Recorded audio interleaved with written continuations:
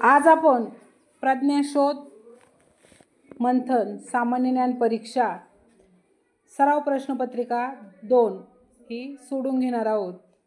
तर याच्यामध्ये मराठी आणि गणित हा जो पहिला पेपर आहे हा 1.5 तासाचा पेपर असतो आणि याच्यामध्ये मराठीचे 25 प्रश्न असतात, म्हणजे एकूण 75 प्रश्न। त्या ठिकाणी आपल्याला आणि 50 प्रश्न हे गणिताचे असतात।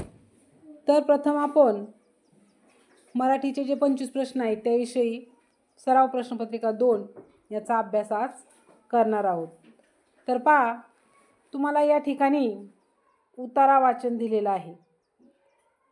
तर उतारा वाचनामध्ये आपण पहा, तुम्ही बोट ठेवा, राष्ट्रध्वज, राष्ट्रगीत आणि राजमुद्रा ही आपली राष्ट्रीय प्रतीके आहेत। 15 ऑगस्ट, 26 जानेवारी व 1 मे या दिवशी ध्वजारोहण केले जाते। आपल्या देशाच्या नाण्यावर आणि नोटांवर भारताची राजमुद्रा असते।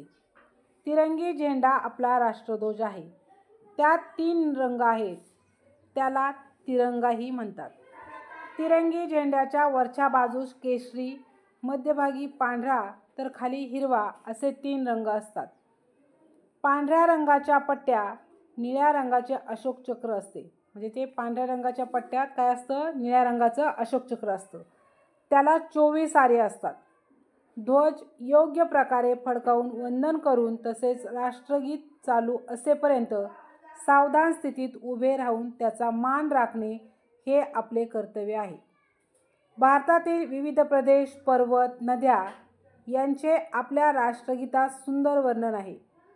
राजमुद्रा आपल्याला सरकारी कागदपत्रावर दिसते, म्हणून या प्रतीकाविषयी आदर बाळगणे हे प्रत्येक भारतीयांचे कर्तव्य आहे। अशा पद्धतीने या ठिकाणी आपल्याला परिच्छेद उतारा दिलेला आहे आणि त्या उतार्यावर 2 प्रश्न विचारले जातात। तर पहा, पहिला प्रश्न जो आहे तो आहे, ध्वजारोहण कोणत्या दिवशी केले जात नाही?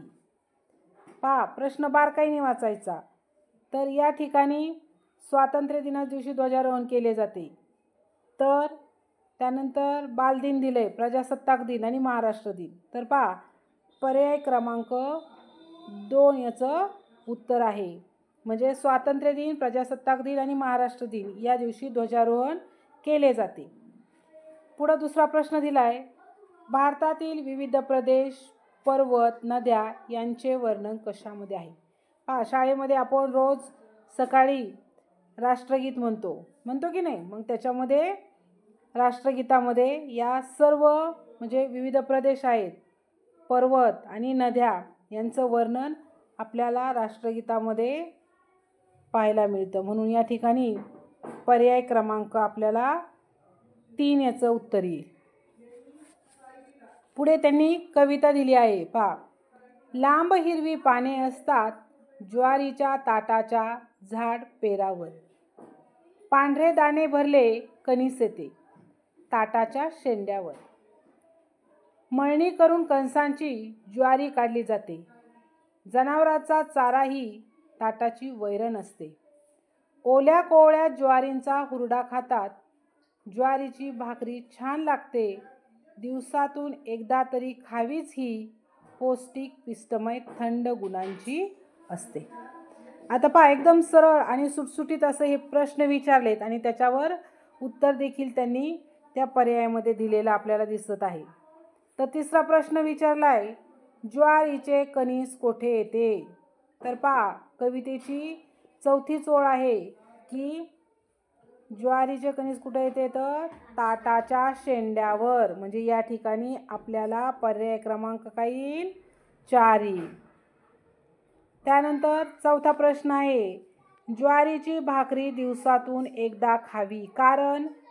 पहा, शेवटची ओळ आहे कवितेची, दिवसातून एकदा तरी खावीच ही, पौष्टिक पिष्टमय थंड गुणांची असते, म्हणजे या ठिकाणी आपल्याला पर्याय क्रमांक 2 येईल। पहा, आता पुढे त्यांनी संवाद दिलेला आहे। पहा,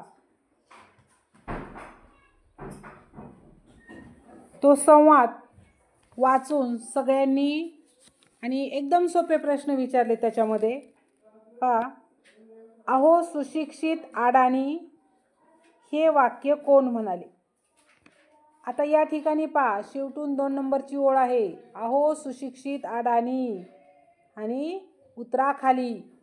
तर हे कोण बोललंय. पहा, मी मोहन पाटील. कोण बोललंय. मोहन पाटील. म्हणजे या ठिकाणी पर्याय क्रमांक काय येईल. पहिला 1 नंबरचा पर्याय येईल. त्यानंतर वरील संवाद घडला ती वेळ कोणती. तर वरील संवाद घडला ती वेळ पहा, रामू नगरून सकाळीच परत यायचे म्हणून आपण पहाटेच आलो आणि आता सकाळचे 8 वाजले तरी आपण पुण्याच्या बसस्टँडवरच. म्हणजे हा जो संवाद घडलेला आहे तो सकाळी घडलेला आहे, म्हणून पर्याय क्रमांक 2 याचं उत्तर येईल. आता पुढचा जो प्रश्न आहे अगदी सोपा प्रश्न असतो, पण ते प्रश्न सोडवण्यासाठी म्हणजे जो 7 ते 9 हे 3 प्रश्न दिले जातात ते सोडवण्यासाठी सगळ्यात महत्त्वाचं म्हणजे या ठिकाणी पहिल्या प्रश्नाला गडबड करायची नाही. कारण ते 3ही प्रश्न आधी व्यवस्थित वाचायचे आणि नंतरच त्याचं उत्तर त्या ठिकाणी आपल्याला लिहायचं आहे. कधी कधी सोपे असतात प्रश्न, पण जर आपण पहिला 3 प्रश्न जर वाचले नाही तर आपलं कदाचित उत्तर चुकू शकतं. म्हणून या ठिकाणी जे प्रश्न दिले ते अगदी सोपे आहेत. पहा, पहिला प्रश्न विचारलाय त्यांनी, टिंबटिंब हा भारताचा राष्ट्रीय पक्षी आहे. आता सोपं आहे, सगळ्यांना माहिती आहे की मोर हा काय आहे. भारताचा राष्ट्रीय पक्षी आहे. आता 8वा प्रश्न आहे, त्याचे टिंबटिंब हे स्त्रीलिंगी रूप आहे. आता आपण पुल्लिंग स्त्रीलिंग हे शिकलेलो आहोत. पहा, या व्हिडिओमध्ये पण मागील काही व्हिडिओ बनवले त्याच्यामध्ये देखील आपण काय केलं आहे, या घटकांचा म्हणजे या घटकांचा अध्यापन त्या ठिकाणी केलेलं आहे. तर या ठिकाणी पर्याय क्रमांक काय येत आहे. 2 येत आहे. त्यानंतर पुढचा प्रश्न आहे, त्यांच्या ओरडण्याला टिंबटिंब म्हणतात. म्हणजे या ठिकाणी आपल्याला पिलूदर्शक ध्वनिदर्शक जे शब्द आहेत त्या सर्व म्हणजे जे सर्व घटकांचा आपल्याला अभ्यास त्या ठिकाणी पाठांतर करायचं आहे. तर त्याच्या ओरडण्याला काय म्हणतात, तर पर्याय क्रमांक 4 येईल. पहा,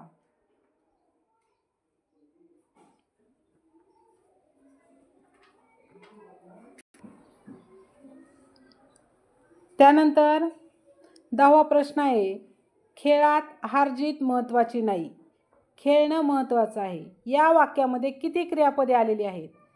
आता आपण नाम, सर्वनाम, विशेषण आणि क्रियापदे याच्यावर देखील एक व्हिडिओ बनवलेला आहे. त्याच्यामध्ये क्रियापद म्हणजे वाक्याचा जो अर्थपूर्ण करणाऱ्या शब्दाला आपण क्रियापद म्हणतो. मग यामध्ये खेळात हारजीत महत्त्वाची नाही, तर नाही हे एक क्रियापद आहे आणि खेळणं महत्त्वाचं आहे. आहे हे एक क्रियापद आहे. म्हणजे नाही आणि आहे असे 2 क्रियापदं या वाक्यामध्ये आलेले आहेत. म्हणजेच पर्याय क्रमांक 1 या ठिकाणी.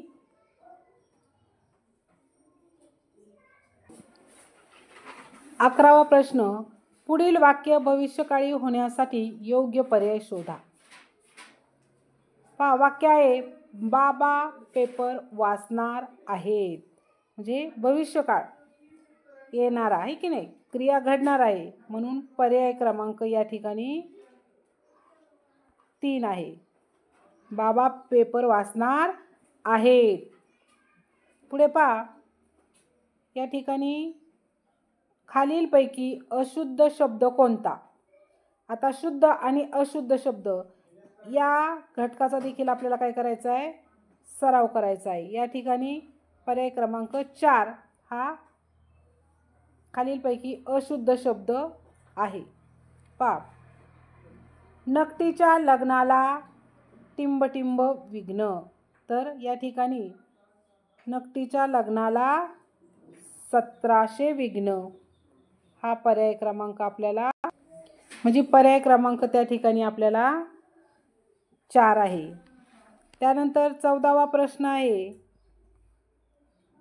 खालील पर्यायातून अनेक वचनी शब्द असणारा पर्याय ओळखा. अनेक वचनी आपण वचन, एक वचन, अनेक वचन पाहिलेलं आहे. तर पहा, सभा, ती सभा, त्या सभा, निवडणूक, त्या निवडणुका. त्यानंतर अनेक वचन विचारले त्यांनी आपल्याला. त्या सह्या, ते चिन्ह, बरोबर.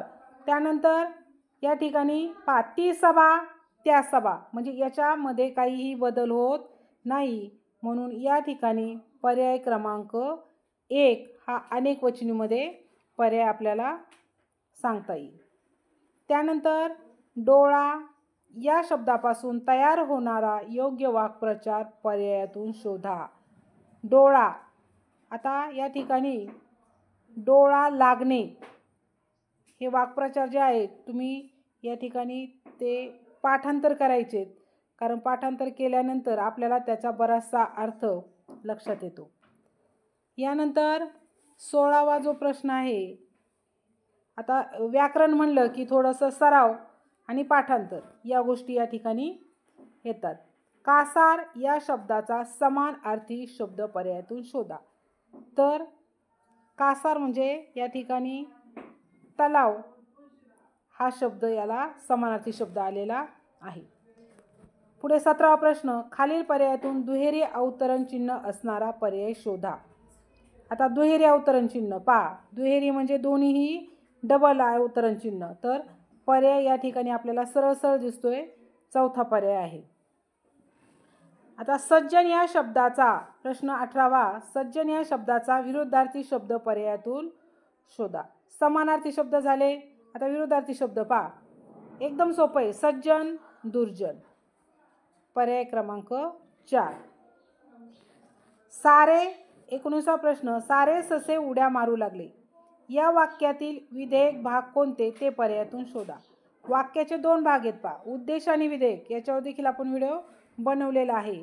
तर विधेयक म्हणजे काय, तर पहा, वाक्याचे 2 भाग केले असतात, त्याच्या दुसऱ्या भागाला आपण काय म्हणतो, विधेयक म्हणतो. म्हणजे उद्देशाबद्दल जे बोललं जातं त्याला काय म्हणतो आपण, विधेयक म्हणतो. मग सारे ससे हे या वाक्यातलं काय झालं, उद्देश झालं. आणि विधेयक काय आहे, तर उड्या मारू लागले, म्हणजे पर्याय क्रमांक या ठिकाणी 1 येईल. पहा आता, पनीर, दही, लोणी, दूध आणि ताक या शब्दाचा वर्णमालेनुसार क्रम लावल्यास चौथ्या क्रमांकावर येणारा शब्द कोणता. पहा, व्हिडिओमध्ये मी तुम्हाला एक ट्रिक सांगितली होती की क चा ट्या त पाय हे लक्षात ठेवलं की तुमचं वर्णमालेनुसार एकही प्रश्न चुकत नाही. या ठिकाणी चौथ्या क्रमांकावर जो शब्द आलेला आहे तो आहे पनीर. 21वा प्रश्न, वाघाच्या पिल्लाला काय म्हणतात. तर वाघाच्या पिल्लाला बच्चा म्हणतात. म्हणजे पिल्लूदर्शक शब्द या ठिकाणी लक्षात घ्यायचे आहेत. त्यानंतर 22वा प्रश्न, सचिन रमेश तेंडुलकर या सन्माननीय व्यक्तीस भारतरत्न पुरस्कार कोणत्या वर्षी मिळाला होता.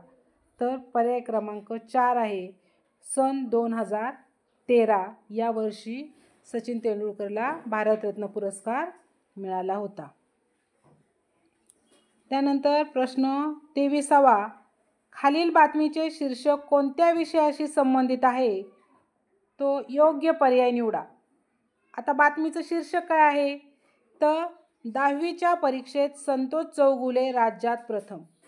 म्हणजे कशा संबंधित आहे, आरोग्य संबंधित नाही, तर हे कशा संबंधित आहे, शिक्षणासंबंधित, म्हणजेच पर्याय क्रमांक 2 येईल.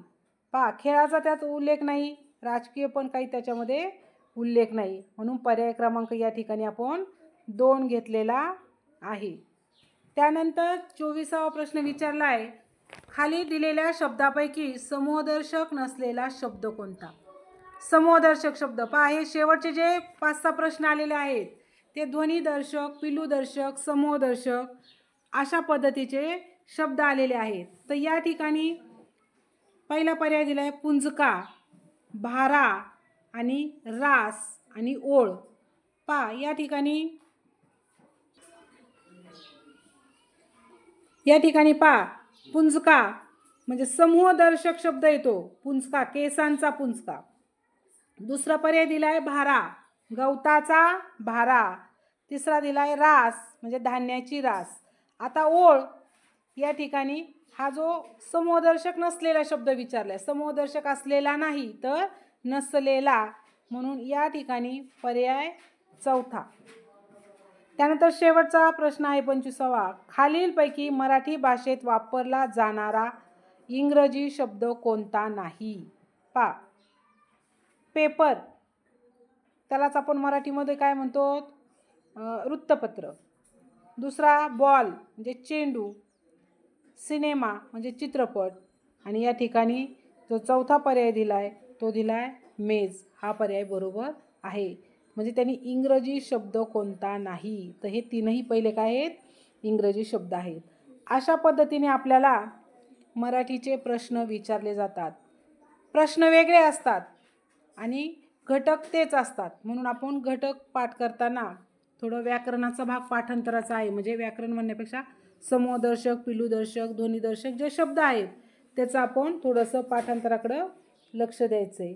अशा पद्धतीने ही मराठीची 25 प्रश्नांची 2 सराव प्रश्नपत्रिका दुसरी आपण सोडवलेली आहे.